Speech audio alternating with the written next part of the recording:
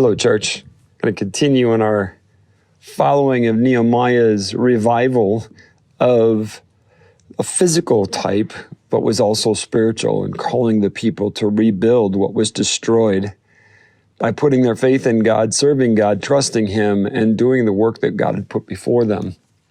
And in so doing, I want to read in Nehemiah chapter 2, starting in verse 11.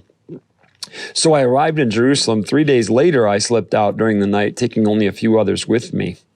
I had not told anyone about the plans God had put in my heart for Jerusalem. We took no pack animals with us except the donkey I was riding. After dark, I went out through the valley gate, past the jackal's wall, and over to the dung gate to inspect the broken walls and burned gates. Then I went to the fountain gate, to the king's pool, but my donkey couldn't get through the rubble.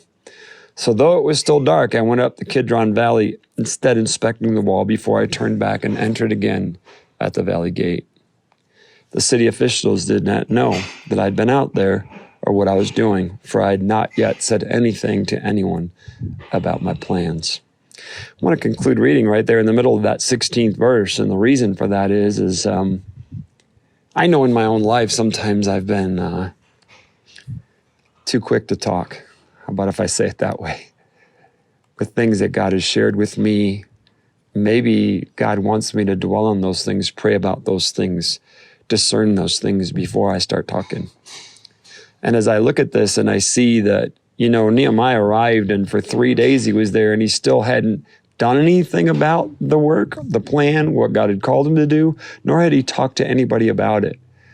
I love that. It's like, don't be in a rush to do what God's asked you to do. Let God lead you and then do what God asks you to do. Don't speak until you know God wants you to speak. Don't do until you know that God wants you to do. And then by all means, let's go all after it. Let's be His church.